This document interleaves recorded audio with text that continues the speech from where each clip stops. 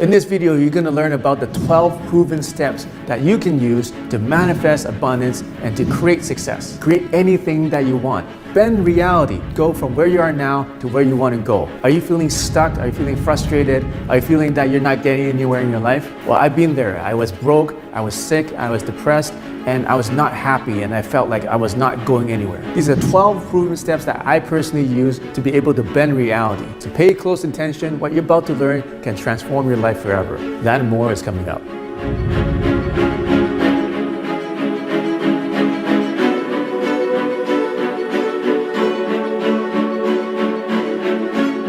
So here's the manifesting process. It's a 12-step process, and it goes like this. Dreams, inspiration, idea, concept, visualization, modeling, blueprint, intention, getting resourceful, action plan, prioritization, optimization, testing phase, evaluation, retest, evaluate, and scale. Okay, I know that went by quickly. I'm going to go over each 12 step right now. How do you start this manifestation process? First step is have a dream or get inspiration. So what's the difference between a dream and inspiration? You have a dream, it's inside you. It happened inside you. And inspiration probably happened with you observing something externally, then being inspired by it internally. Dream inspiration can be an abstract thing. Let's say you had a dream, it didn't make sense, but it gave you some inspiration about something. It's very abstract, it's nothing concrete, right? So that's the first step.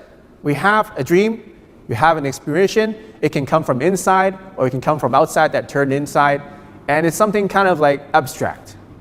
That's where it starts. I mean, we hear stories like this in the Bible a lot, right? You had a dream and an angel came down and he did such and such thing. It's kind of weird, but then it turned into something else. It's like a fable. It's like a story. And that the abstract concept gave you a dream or gave you inspiration, okay? So the first step, that's easy. Second step is now you turn that abstract concept into something more concrete. So now it turns into an idea or a concept. Now you have the end in mind. You say, okay, I see what I want to be or what I want to achieve, what I want to manifest, and I see the end. I see the end goal, okay? And now it becomes more concrete, and that's also internal, inside your mind. That's step 2. Are you following? Step 3 is visualization. It's also internal. So now you take that idea and concept, and you make it more detailed. You start to have clarity. So that end goal that you wanted to achieve, you have a clear picture of how it feels, or what it looks like, what's it smell like, right? Using all your senses to paint a very clear picture about what you want to achieve or what you want to manifest. And using that, you can start to project that idea or that visualization, imagination, and consciousness into reality. Okay? So that's when you can start projecting it into reality using meditation, using our technology to help you do that in your meditation. So once you have that visualization, then next step is modeling. Go to somebody or find someone or something that already exists that's very similar to what you want. Does it exist? Let's say that you want to buy a new house. Did somebody else buy a house like that? So what process was implemented for them to get there? What can you do and what you cannot do? Okay? Let's say somebody got the house, but they won the lottery. Can you do that? No. But let's say somebody bought the house, but then let's say he got a mortgage, and then he got good credit, and then he's got maybe a good job or a high income, and he got down payment. Can you do that?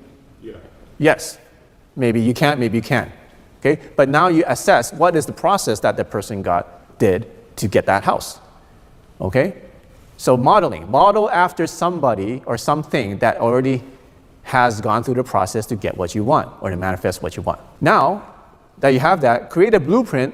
It could be a map, it could be a plan, it could be a process, it could be an overview or a big picture or the timing that goes with it of what you want. Now you have a blueprint. How are you going to get there? What's the steps? So you turn something internal, which was just an idea, into something external. Now you can see it. Now somebody else can visually or externally verify it and say, okay, I can see your blueprint, I can see your map. Here's the list of steps, here's the overview, here's the picture. So it's external now. And now you are able to know what your intention is. You say, here's my intention. There's a map, I can see it. Then the next step is getting resourceful, asking questions, having really effective questions. Like, okay, what do I need? What skills do I need? What resources do I need? Who do I need? Do I need people to help? Do I need other people's expertise? And ask yourself, are you going to acquire those resources? What prerequisites are needed? Are there things I need to do before I do these things? Do I need to know something? Do I need to learn something? Okay, what are the steps needed to reach the goal? Start from the end and work backwards. And eventually you have this whole steps going from where you are now to where you end up. Or you can go both ways and eventually meet in the middle, right? So the key is to build steps. Find out what needs to occur to move forward. What needs to happen now for you to move forward? Those steps that you put on the thing, is it something you can control, or is it something that you can just influence? That's very important, because if all of them is based on just how much you can influence, then you don't have direct control. Okay? What's better, to have control or to have influence? Control, right? Because it's direct. You have direct control of it. So ask yourself these questions and get resourceful. That's step 6. So step 7 is create an action plan. Now you know what you need. Now you can list all the actions that you need to take. How are you going to get those resources? Breaking down the steps to reach your goal. Set up milestones, okay? There's a lot of stuff teaching people how to do this. This is the part, but they're missing the other parts, right? But we all know about this. Have backup plans. Have plan B, plan C, plan D. Have preventative measures. Figure out what your timing is, okay? So action plan. Step 8 is to prioritize and optimize. Okay? What do? You have a list. See, a lot of people get overwhelmed. They come to me and say, I'm so overwhelmed, I've got so many things I need to do. And there's so many things on my do-to list. There's so many steps. And I don't think I overwhelmed. You get discouraged because it's such a big, gigantic task that is unsurmountable. And I'll tell them, okay, did you prioritize or optimize? And they don't know what that means. So here's how you prioritize or optimize. You prioritize by impact, urgency, resource requirements, and cultural over influence. What do you have direct control of that has high impact? It needs to be done sooner with minimal effort, time, and risk. Okay, that's the question you want to ask. Start to prioritize, right? Okay, so what do you want? Do you want something let's say you make a list of things you want to do. What do you do first? High impact or low impact? High impact. Something that's going to make a high impact, you want to do first, right? Make sense? Easy. Urgency, something that's urgent or something that's not urgent. Which one do you want to do first? Urgent, okay? Because that's why it's urgent. You got to do it now. You got to do it as soon as possible. Low resource requirements. You want to do something that's going to require a lot of resources, like time, money, and effort, or you want to do something that doesn't cost money, that is very easy to do and can do it quickly. Which one do you want to do? The easy one. Easy, quick, and low risk. Okay, so you want to do that first. Control and influence, like I mentioned. Do you want to do something that you have direct control over, or do something that you only have influence over?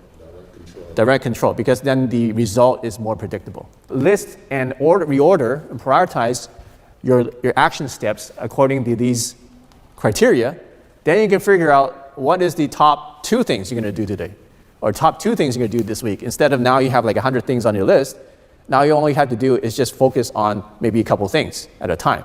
And those things will be the most impact, the easiest to do, and then make you move a lot faster. Now you're going to do a testing phase. You're going to make a prototype, a proof of concept, or a trial run. And just do it. Okay, take a step and just test it out. A lot of times in life, we think that it's like do or die. And that we get so, stressed out because we think that if we fail, then that's the end of it. Okay, but it's not. If you fail, it's just the beginning. If they fail, it's just a step towards success. Okay, so if you just change the mindset, is that everything is a test. I'm just testing it out. I'm just trying it out. And where's that concept come from? Testing? What's that word? It starts with C? Curiosity, right?